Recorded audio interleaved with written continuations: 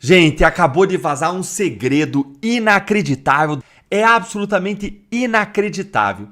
E eu fiquei muito surpreso porque a imprensa foi quem vazou esse segredo do ministro e fez isso sem querer, porque é um escândalo. Acompanha aí comigo.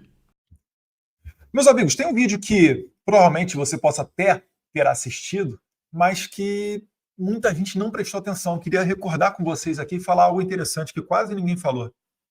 Prosecutors in Brazil asked the Supreme Court to find former President Bolsonaro guilty. Any word of that? He's going to trial now, right? Your But have opinion? they found him guilty? No. President Bolsonaro is a good man. Muita gente falou, o Trump nem sabe o que está acontecendo com o Jair Bolsonaro. Ele está perguntando em que ponto que está o processo. Meus caros, o Trump ele tem 1 zilhão de coisas para fazer. É óbvio que ele não tem a capacidade de ficar a todo momento abrindo, né, a sua rede social ou jornais para ficar se informando, vendo passo a passo o que está acontecendo no processo de Jair Bolsonaro. No entanto, ele tem assessores, pessoas que sim o brifam, que falam para ele o que está acontecendo. Inclusive, nós sabemos quem são essas pessoas. Nós nos reunimos com essas autoridades que depois sentam-se à mesa com o presidente Donald Trump. E vocês podem ter certeza. O que ele perguntou ali no vídeo? Bolsonaro já foi julgado? Meus caros, há uma janela de oportunidade para as autoridades brasileiras consertarem tudo isso. Só que, no entanto, eu estou vendo muito debate sobre eu não posso sair arrumar uma foto, isso será uma demonstração de fraqueza. Se Bolsonaro for condenado, eu acho capaz demais que o Trump, por exemplo, se ele recebesse essa notícia no meio dessa coletiva de imprensa, dele entrar no Salão Oval e começar a tomar medidas. E aí sim não vai ter mais volta. Aí as autoridades brasileiras vão querer uma segunda chance e vão pouco se importar com a sua foto que vai sair no jornal, não, isso é demonstração de fraqueza. Porque visto, você consegue reverter do dia para a noite. Lei Magnitsky, não. As autoridades brasileiras elas estão brincando com fogo. Não digam depois que eu estou ameaçando, eu estou alertando. E por acaso, enquanto eu fazia alertas, e muitos faziam chacota comigo, com Paulo Figueiredo, mas tudo se verificou. Falamos, vão perder vistos. Perderam. Dizemos, será aplicada a Lei Magnitsky. Foi aplicada a Lei Magnitsky. Agora, estamos mais uma vez alertando do que está por vir. Não por querer, né, o melhor para certas autoridades brasileiras, mas para evitar o prolongamento do sacrifício, para evitar que as pessoas fiquem mais tempo presas injustamente, pessoas que não deveriam nunca sequer ter sido colocadas embaixo de investigação. E olha só, né? Traficantes são postos em liberdade, outros criminosos violentos também, todo dia tem notícia disso. Mas o pastor Silas Malafaia foi incluso agora no inquérito policial. Veja só, agora chamar as pessoas para ir para as ruas, se manifestar pacificamente, virou crime no Brasil. Entendem como é que a coisa está tão de cabeça para baixo? E a gente não pode aceitar isso daí como normal?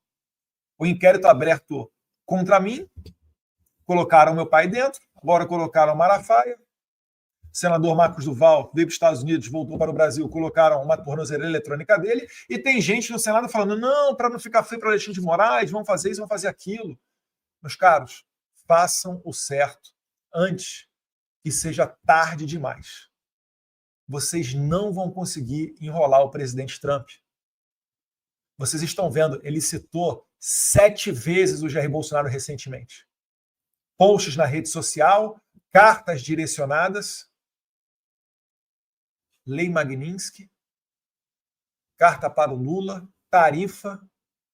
Mas o que vocês querem para tomar o rumo correto e para entender que o caminho menos doloroso, até para vocês próprios, autoridades brasileiras, que fazem parte desse cenário inteiro, desse quebra-cabeça, e para vocês próprios, o melhor caminho é colocando a anistia em votação. Façam isso antes que seja tarde demais. Para finalizar esse vídeo, né, eu trago para vocês aqui algo que eu recebi no último encontro, né, dentro da Casa Branca, junto com Paulo Figueiredo. mais uma prova de que o que eu estou falando é verdade. Se vocês prestassem atenção no cenário disso daqui, vocês jamais teriam feito chacota conosco. Mas Deus faz as coisas certas. Eu agradeço a Deus a arrogância dos nossos inimigos, porque foi isso que permitiu, né, que asfaltou o caminho para que a gente pudesse chegar aqui. Se eles soubessem das nossas habilidades, se não tivessem subestimado, provavelmente lá atrás já teriam pego meu passaporte e colocado uma coleira de mim prisioneiro dentro do Brasil para fazer o que eles bem entendessem. Mas, né, não vou repetir aqui a frase do Barroso, perderam essa oportunidade. Olha só. Isso aqui, um statement, né, uma declaração, foi impressa aqui uma página do Wikipedia, né, Eduardo, para você um grande statement, uma grande declaração para o seu maravilhoso pai está no caminho. Tudo de bom, Donald Trump, quando ele não era presidente. Quando ele era uma pessoa tóxica, quando muita gente achava que ele foi um tsunami, uma onda que passou, que não retornaria ao poder, estava sendo processado por insurrection, né? 6 de janeiro, até mesmo fora da presidência, tentaram fazer o impeachment dele, mas a gente estava lá. E a gente faz as coisas por princípio, não faz por modinha. Ali tem outros ali, ali tem Benjamin Netanyahu, presidente do Knesset, presidente do Mossad, boné assinado pelo Trump, utilizei na posse dele, né? E esse daqui é especial por quê? Porque a conjectura dele mostra, né, que ele não é novo, é ainda do final do primeiro mandato dele, né, esse boné. E aí eu trago para vocês aqui o que eu recebi agora na Casa Branca, no último encontro que eu tive lá, com uma das autoridades que eu falei para vocês que conversa diretamente com o presidente Trump. Ele falou, Eduardo, para você. Aí tem aqui, né? The Honorable Jair Messias Bolsonaro, 38th President of the Federative Republic of Brazil, First Class, do not bend the White House, Washington, D.C., 20502. É o endereço da Casa Branca. E aí, você traz aqui mais uma prova, né, da relação próxima de Trump com Bolsonaro. Lembrando, né, o que está em jogo não é só apenas Bolsonaro. A nossa atividade aqui, assim como o presidente Trump disse na carta dele, é sobre Bolsonaro, seus familiares e seus apoiadores que estão debaixo de uma perseguição política sem precedentes no país. E aqui a carta, né? Vocês provavelmente devem ter visto essa carta do presidente Trump para o Jair Bolsonaro, tecendo elogios, falando da preocupação dele com a prisão, a lawfare que ele está sofrendo e etc., a perseguição, né? Nesse tempo aqui ele ainda não estava preso em prisão domiciliar. Então, mais uma vez, autoridades brasileiras, esse cara aqui ganhou do Trudeau no Canadá, ganhou o que ele queria do México, aumentou o PIB da União Europeia para fins de defesa. Esse cara aqui, ele senta com Putin, ele aperta a mão do Kim Jong-un, ele bombardeia o Ali Khamenei. Vocês acham mesmo que são vocês que vão conseguir parar e enrolar esse cara daqui? Eu estou dando mais uma vez um conselho a vocês, de alguém que consegue se encontrar com as autoridades daqui e conhece o clima de dentro, da fonte. Eu sou a melhor fonte, não é que soberba não, sou a melhor fonte que vocês podem ter, eu e Paulo Figueiredo. Porque o Itamaraty, quando tentou ir no State Department, não foi nem na Casa Branca, a embaixadora Viotti recebeu uma porta na cara, voltou correndo das férias e recebeu uma porta na cara. E a famosa frase, né? Too late. Tarde demais. Vocês que estão com o poder da caneta no Brasil, ajam antes que seja tarde demais. Não deem entrela para a narrativa. Porque depois, se esse cara aqui resolver, de fato, usar as armas que ele tem, que ele nem começou a usar, aí não haverá mais volta. Que Deus abençoe a América, que Deus abençoe o Brasil. Bom, já que eu puxei essa história, eu vou falar rapidinho aqui das últimas informações sobre o filho do Luiz Roberto Barroso, porque um monte de gente me ligando, me perguntando. A turma toda embarcou nas informações oficiais, né?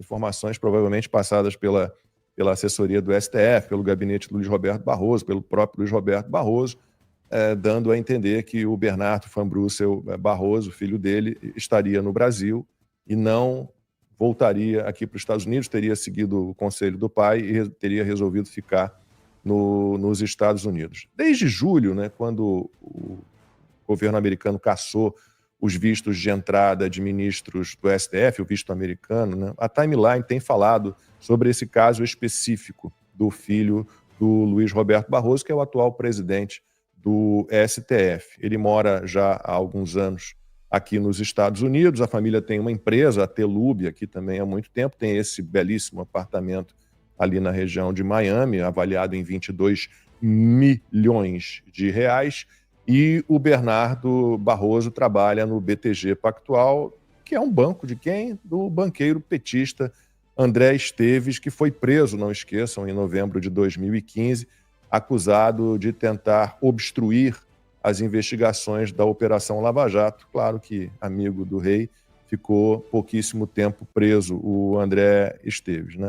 Ele estava aqui em Miami trabalhando normalmente quando saiu a cassação, a suspensão do visto do pai dele, né?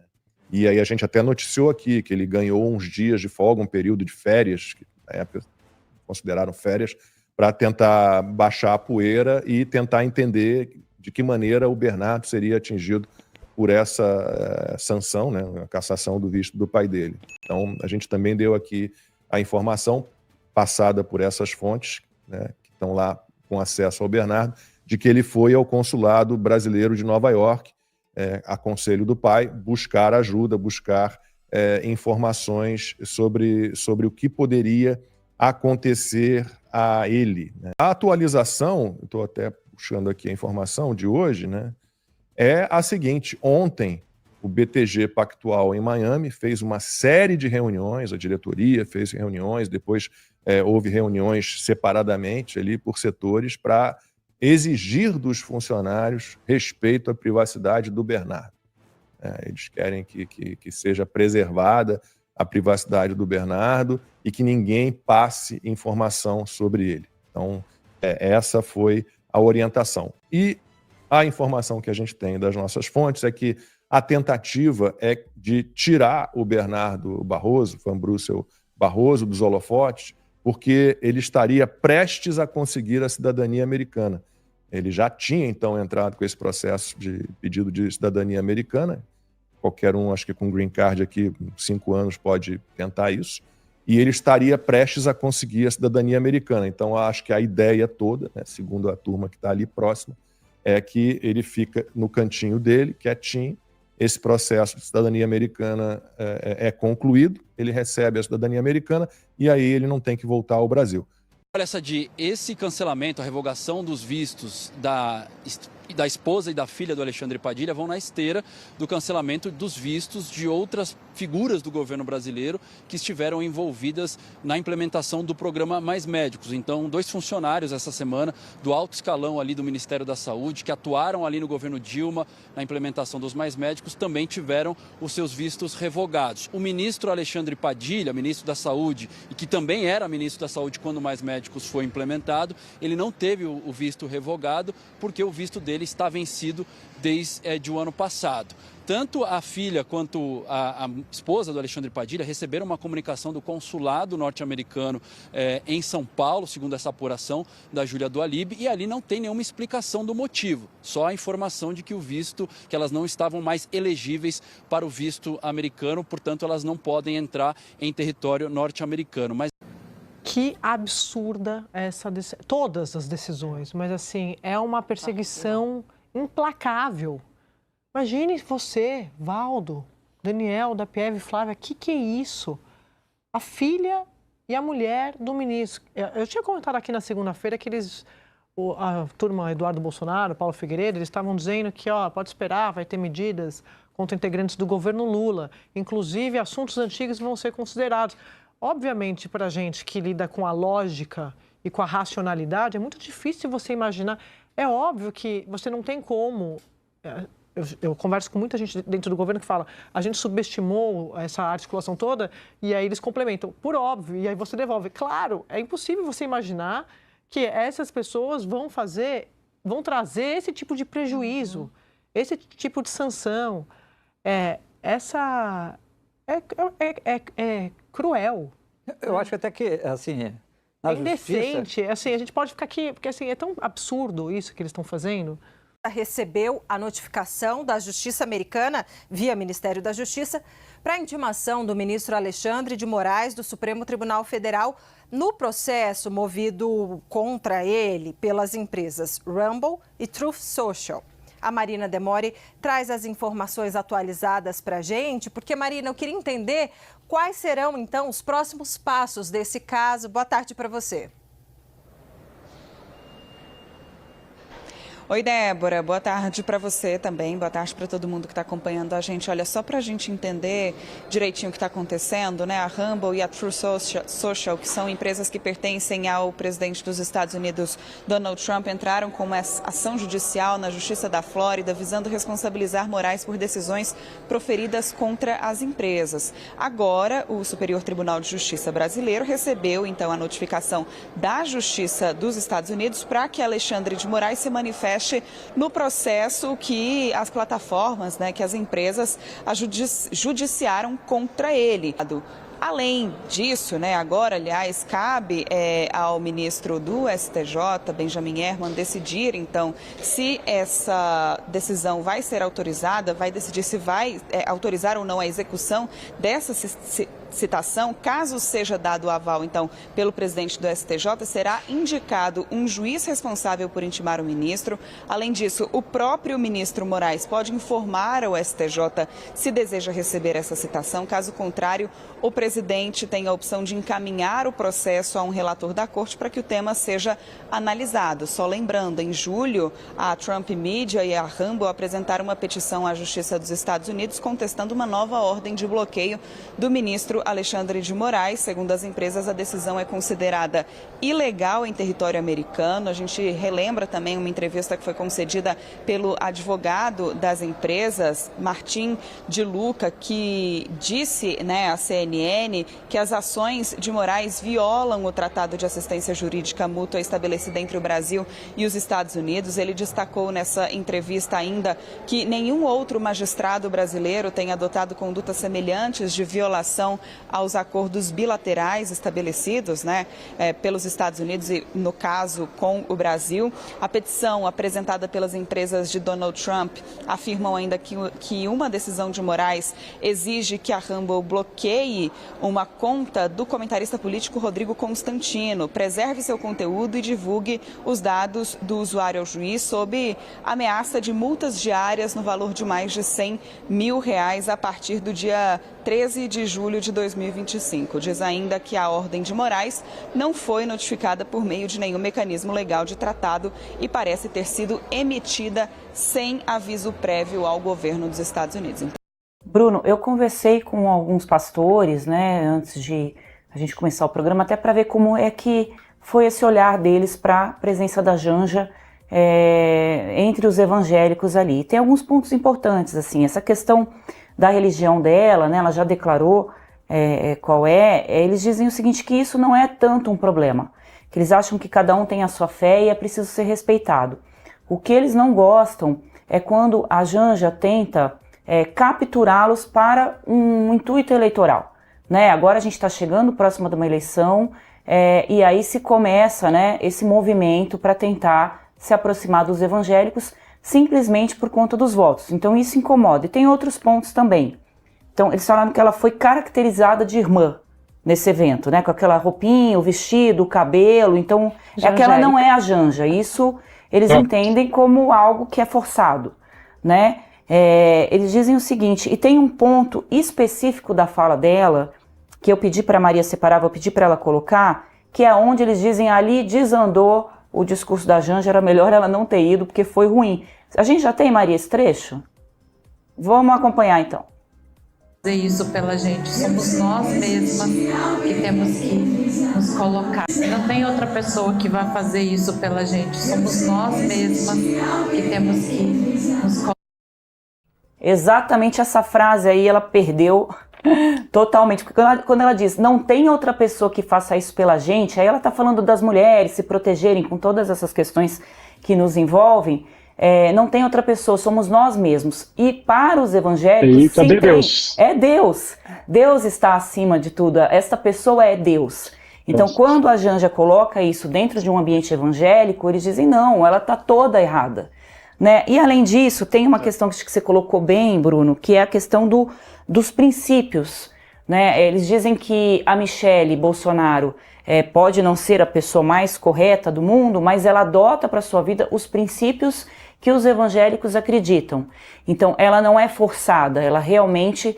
E a questão da Janja também já ter defendido o aborto, isso para eles é algo que não adianta, a Janja pode botar a roupinha mais evangélica que ela quiser, que não vai, eles não vão engolir por conta do discurso e do comportamento. Então, dentro disso que eu queria destacar, eu queria te ouvir, Bruno, né? Depois acho que eu abri para o Edu perguntar para o Bruno também, o quanto que esse movimento que a Janja começou a fazer, né?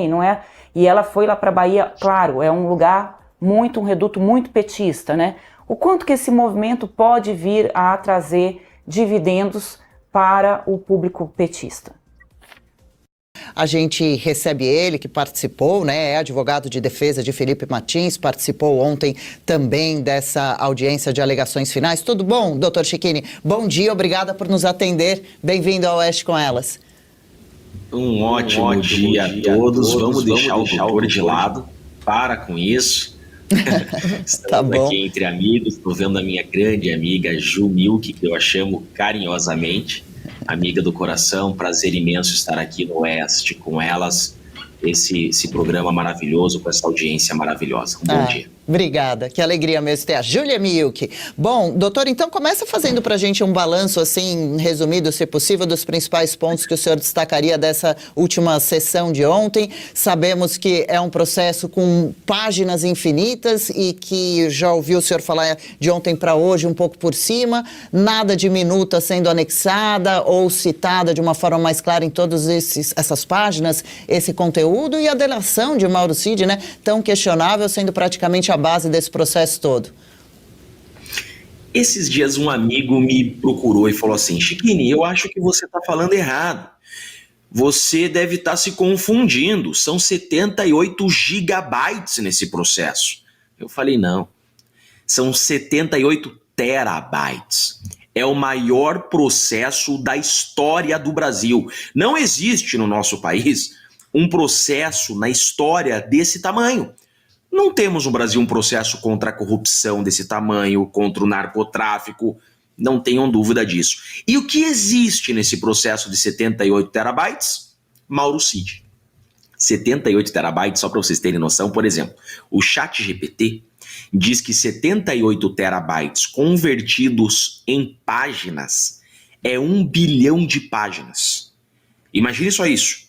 Se forem lidas uma página por segundo, dá 30 anos de leitura.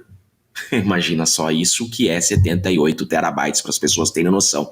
E a tal da minuta do golpe que tanto falam, não existe nesses 78 terabytes. O que aconteceu ontem? Ontem foi a última defesa escrita do Núcleo 1. O Núcleo 1 é o núcleo do Bolsonaro. Então ontem encerrou o prazo, Bolsonaro apresentou suas alegações finais. Alegações finais é exatamente isso. É a última defesa escrita antes da sentença. Então o que vai acontecer agora? Vai acontecer agora que o Alexandre de Moraes, que é o relator desse processo, vai pedir uma data para uma sessão de julgamento. Assim como tivemos aquela sessão televisionada de recebimento da denúncia, teremos outra sessão televisionada. Assim como aquela, o advogado subiu de bequinha lá na tribuna, teremos uma também. Só que lá, o advogado teve 15 minutos para falar. Na próxima, o advogado terá 1 hora.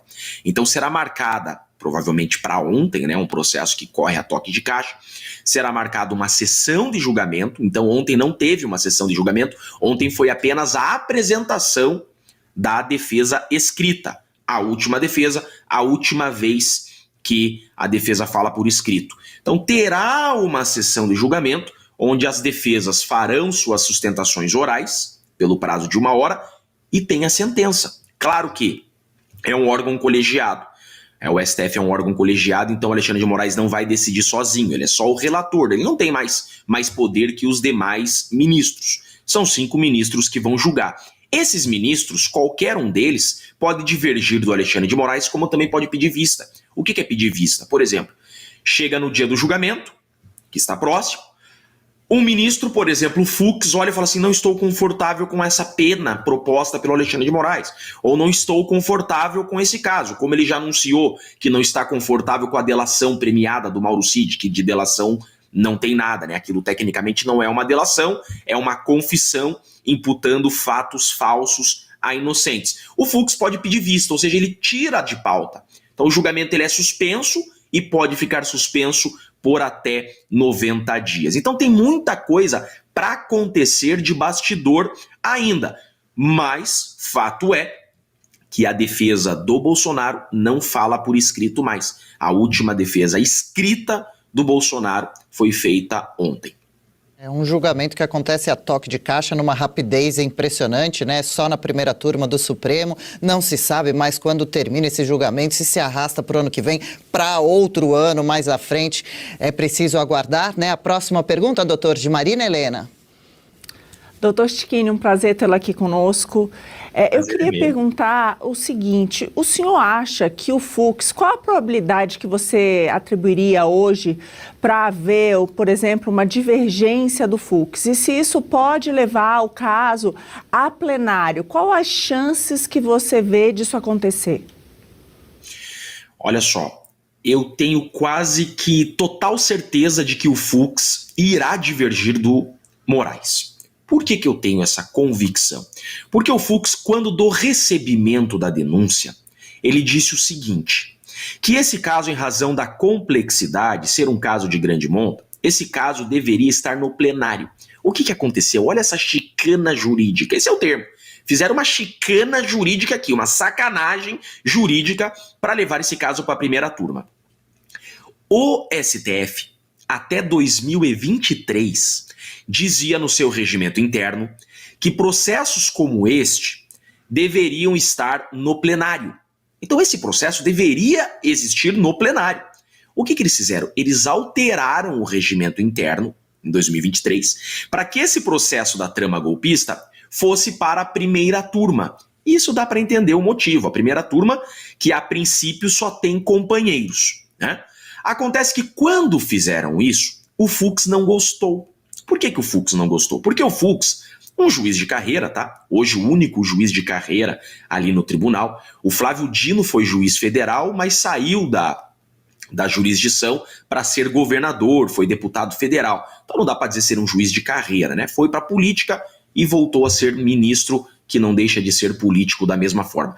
Mas o Fux, que hoje é o único juiz de carreira, ele já disse que além de não estar de acordo com a delação premiada do Mauro Cid, então vai ter muita discussão ainda em cima disso, o Fux trará discussões em cima da delação do Mauro Cid. Tá? Além disso, ele disse que esse caso deveria estar no pleno. Então o que eu acho que vai acontecer? Se eu puder apostar, eu aposto nisso. Tá?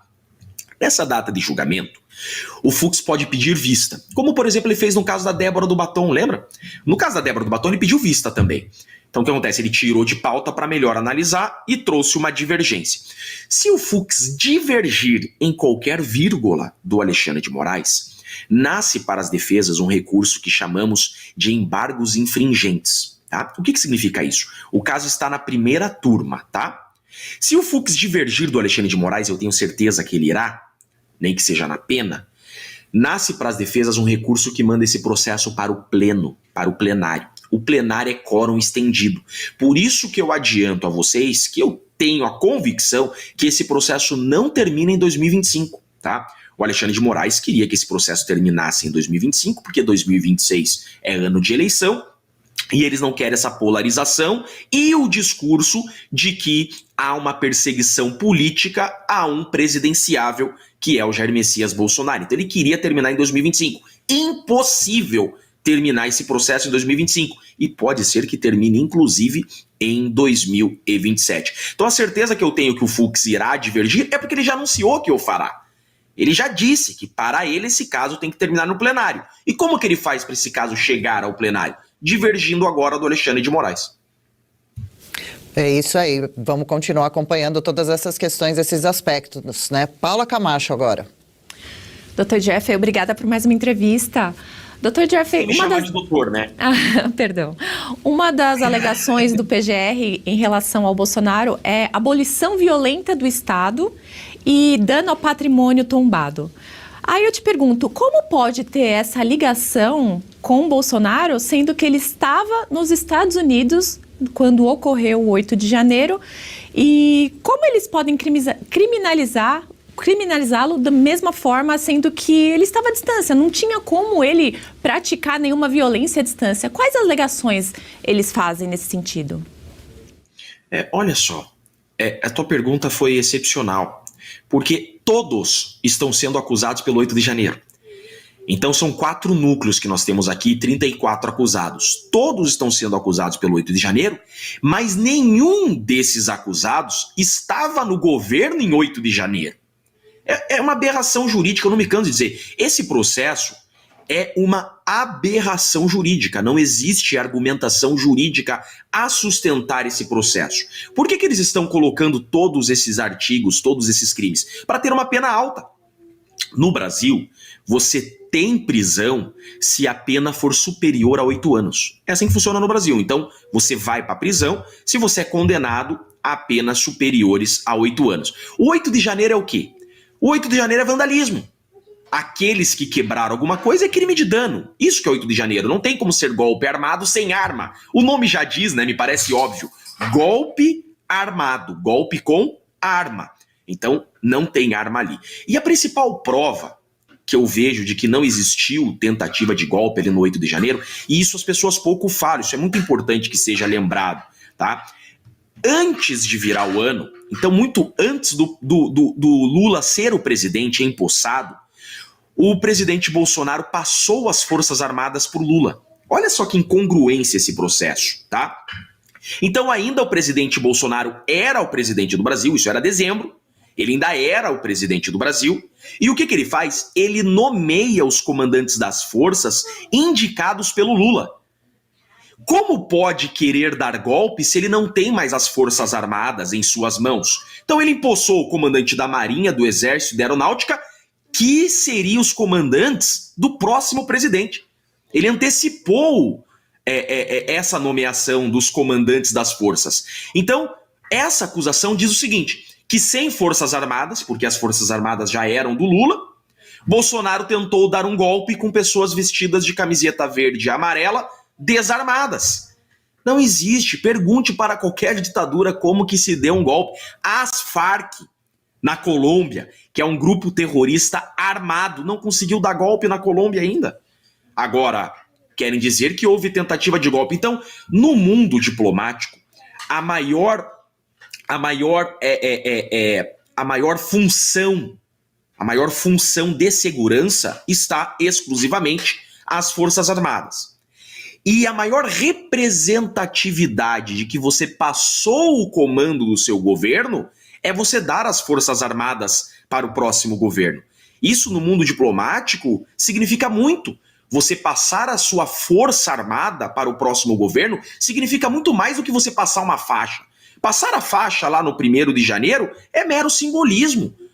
De fato, você passar o poder é você dar a sua força armada para o próximo governo. Veja, todos os países se vangloriam das forças armadas. Você olha a Coreia do Norte, ele faz lá passeata com as forças armadas. Você olha os Estados Unidos, ele quer mostrar o poderio armado. Porque, de fato, detém o poder quem tem as Forças Armadas em suas mãos. Por isso que esse processo é uma verdadeira aberração jurídica. Não tem sustentação.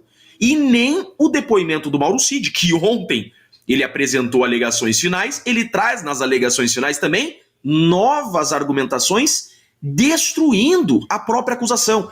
A única prova da acusação é Mauro Cid. E o Mauro Cid destrói a trama golpista. O Mauro Cid respondeu a mim que não houve trama golpista. Então esse processo, ele é natimorto. Ele nasceu inexistente. É disso que se trata. Mas infelizmente avança e pode acabar prejudicando muitas vidas envolvidas, hein? Bom, Juliana Moreira agora, sua pergunta.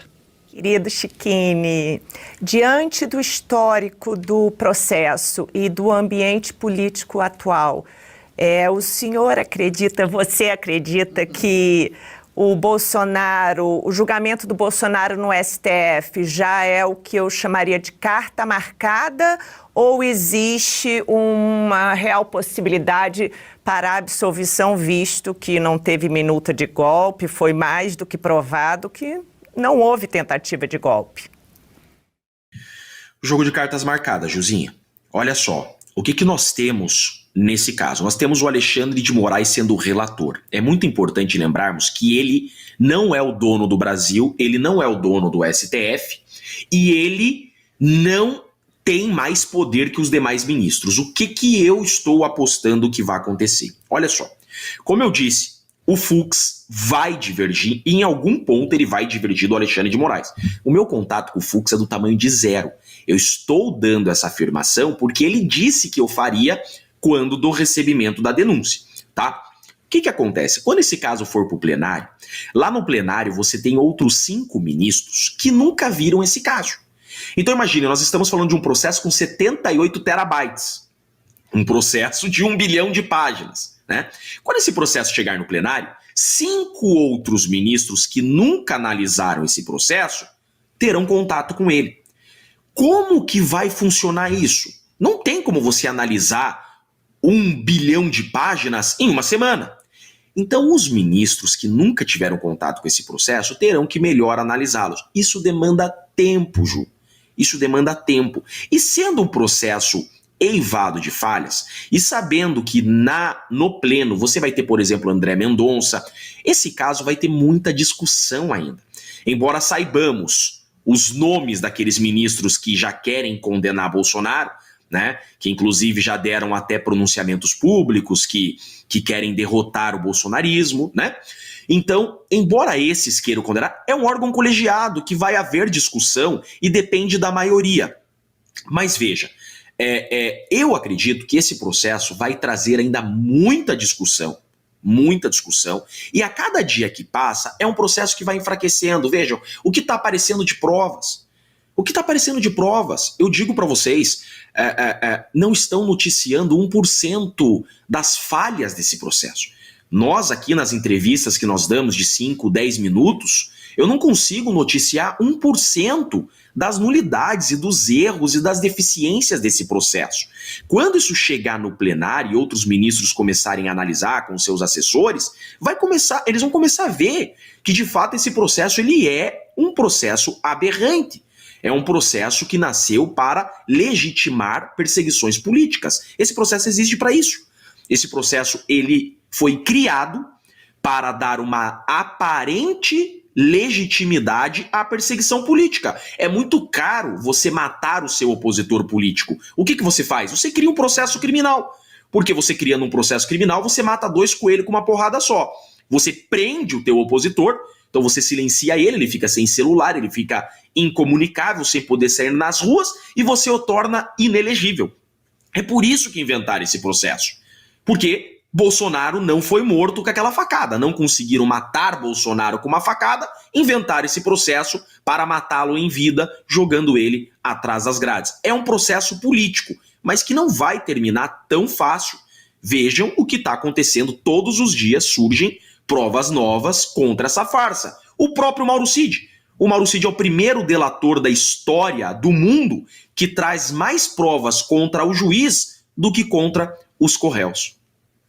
Pois é. Doutor Cecchini, queria aproveitar só um instante para dizer aqui no nosso YouTube, são inúmeras as mensagens para você, viu? De muito carinho, de muito apoio, acompanhando aí cada ponto que você vem trazendo para a gente desse importante assunto. Você que está muito próximo, né, das informações ali corretas e frescas, bem atualizadas. Somos mais de 7 mil telas conectadas nesse momento. Peço, aliás, para todos que nos acompanham por aqui, deixe seu like, é importante para a Revista Oeste, para Oeste com Elas, e para que mais pessoas tenham acesso a esse nosso conteúdo, a, por exemplo, essa entrevista tão interessante que estamos podendo acompanhar nesse momento.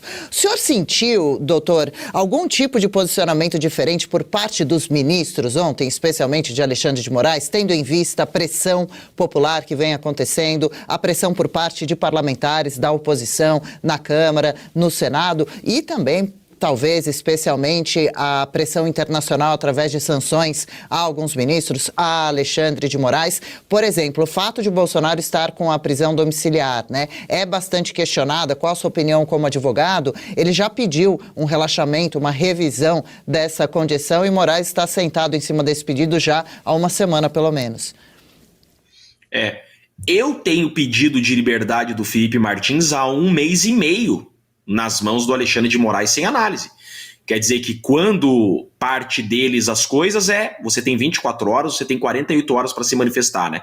Quando a gente pede as coisas, 1 mês e meio. Vamos lá, tua primeira pergunta, se eu tô sentindo que ministros estão diferentes. Veja que o Gilmar Mendes está muito diferente, né? O Gilmar Mendes está irreconhecível. Pro Gilmar Mendes, eu vejo a Magnitsky, né? A Magnitsky, veja só, gente, a Magnitsky não vai ser a solução do Brasil, tá? Mas a Magnitsky, ela serve para acordar as autoridades. Por exemplo, a Magnitsky, ela é muito cara para o Gilmar Mendes. O Gilmar Mendes, que todo mundo sabe, que vive em Portugal.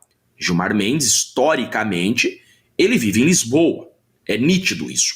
O que é a Lei Magnitsky que estão sendo sancionados? A Lei Magnitsky é a morte financeira. Qualquer banco, por exemplo, qualquer instituição financeira que queira operar nos Estados Unidos, não pode ter um sancionado por essa Lei Magnitsky como cliente. E a União Europeia leva isso muito a sério. Vocês sabiam que só existe no mundo 675 pessoas sancionadas com a Lei Magnitsky?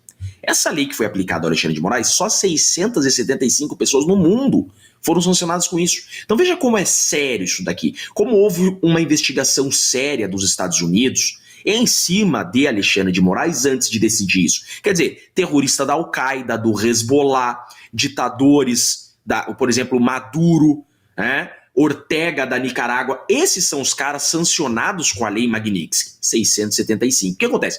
Quando uma pessoa é sancionada pela Lei Magnitsky, a União Europeia deleta essa pessoa. Então essa pessoa não pode ter patrimônio na União Europeia, não pode ter um carro, não pode ter uma conta bancária, não pode ter um cartão de crédito. Então veja, pro Gilmar Mendes é muito caro ele ser sancionado com a Lei Magnitsky. Imagina, todo o patrimônio que ele construiu durante a vida dele na Europa, ele vai perder. Então, o que eles estão tentando fazer? Eles estão tentando diminuir os prejuízos.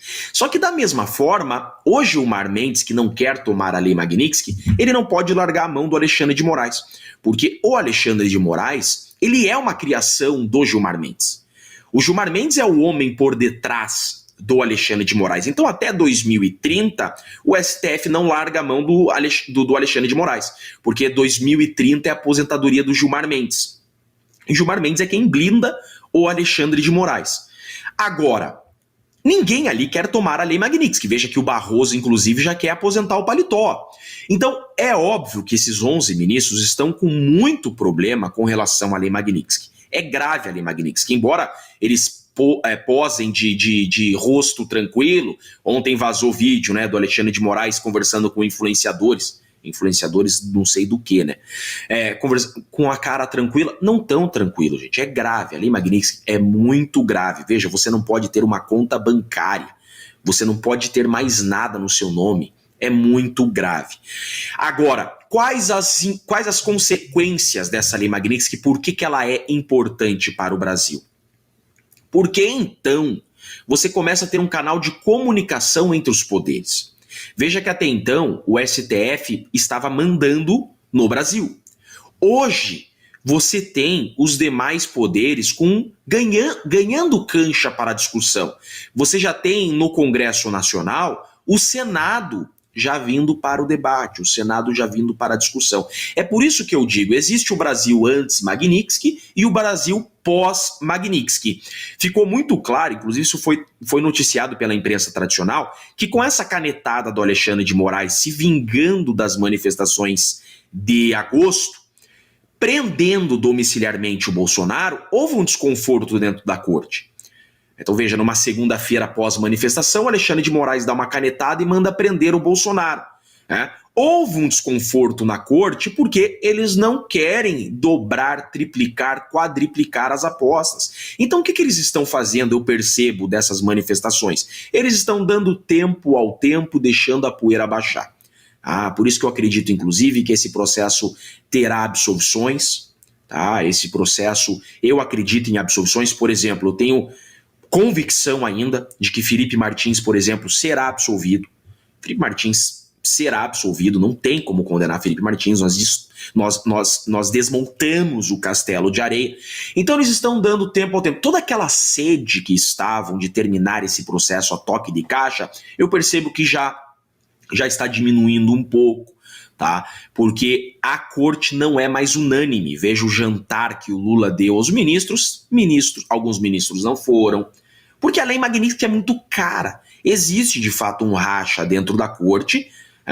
Quanto custará para mim embarcar nas ilegalidades e arbitrariedades do Alexandre de Moraes? É essa matemática que os demais ministros estão fazendo. E hoje o Brasil é, perante o mundo, um país que a Suprema Corte está sendo comandada por um sancionado por uma lei Magnitsky que só é aplicada a violadores de direitos humanos. Veja, essa semana os maiores jornais do mundo chamaram Alexandre de Moraes de ditador. The Wall Street Journal, New York Times, Washington Post, os maiores jornais do mundo essa semana disseram que Alexandre de Moraes é violador de direitos humanos. Isso é muito grave. Veja, o Brasil hoje está muito manchado perante o mundo por culpa exclusivamente de uma caneta. Para fechar, Marina Helena. Doutor Schini, uma última pergunta. Eu assisti a sua live com o deputado Marcel Van Hatten e uma questão que ficou ali é a questão da anistia. A gente sabe que tem todos esses inocentes que estão presos, né, passando por maus bocados e muitos deles ainda não tiveram seu processo nem finalizado.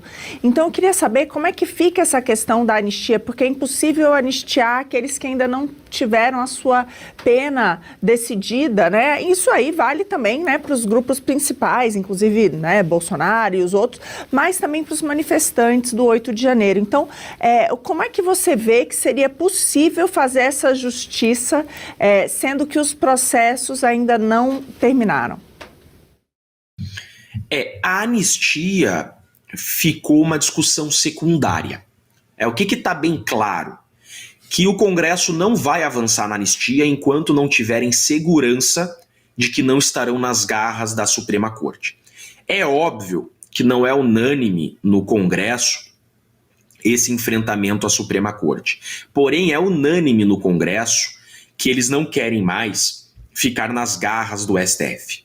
O que está acontecendo no Congresso? Houve uma PEC já aprovada pelo Senado. O que é PEC? Proposta de Emenda Constitucional, e agora está na Câmara.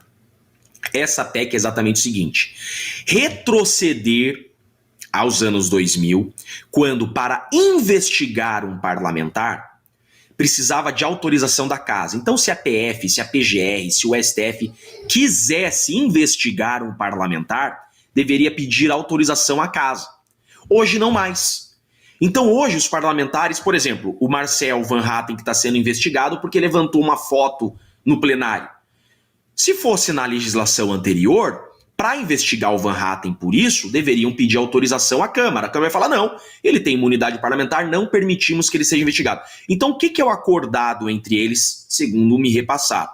Que vão deixar a pauta da anistia de lado e vão votar essa PEC. E essa PEC vai ser aprovada porque o centro, a esquerda, todos querem sair das garras do STF, porque o STF não é mais um órgão jurídico. Ele está politizado, como o próprio Barroso já disse. Somos um órgão político. Ninguém quer ficar na mão de um órgão que não tem segurança jurídica. Qual a segurança jurídica estar nas garras do STF? Então eles querem tirar essa prerrogativa de foro, não querem mais ser investigados e processados pelo STF. Depois que isso for aprovado, e é uma PEC aprovando, já entra em vigor, depois que isso for aprovado, aí voltarão a discutir a anistia. O problema da anistia é aquilo que você disse, ela é uma causa extintiva da punibilidade. Tá? O que é possível fazer? Você pode modular. A anistia é um projeto de lei. Tá? A anistia é uma lei. Então, pode o Congresso criar um texto anistiando, por exemplo, tá? Isso seria uma inovação, mas juridicamente não é possível. Anistiando os já denunciados. Não teria problema, é um projeto de lei. Quem faz a lei é o Congresso pode, nessa lei, extinguir a punibilidade. Isso vai precisar de técnica jurídica, o que sabemos faltar um pouco, né, no Congresso, mas é possível eles editarem uma lei extinguindo a punibilidade dos fatos. Então, aqueles que estão sendo investigados por tais fatos, é possível. Tudo é resolvível quando se há vontade, boa vontade e técnica jurídica. Pois é, são muitos pontos realmente para a gente seguir acompanhando, hein? Obrigada desde já por tantos esclarecimentos. Fique em contato com a gente para conversarmos outras vezes. Bom trabalho, estaremos acompanhando, viu? Obrigada mais uma vez, até a próxima, doutor. Eu que agradeço, poderia ficar o dia inteiro aqui, a pauta também. É cheia, o argumento é muito, mas eu agradeço vocês pelo convite, eu sou fã demais de vocês, um grande beijo. Que bom. Fiquem com Deus. Idem, viu? O senhor fala super bem, a gente consegue entender bem temas espinhosos, complexos, complicados. Legal, gostou desse corte? Estamos ao vivo de segunda a sexta-feira, das 10 ao meio-dia, no YouTube da Revista Oeste. Eu, Marina Helena, Adriana Reide e Paula Camacho analisamos as principais notícias do dia. E siga as nossas redes sociais, @oestcom.elas.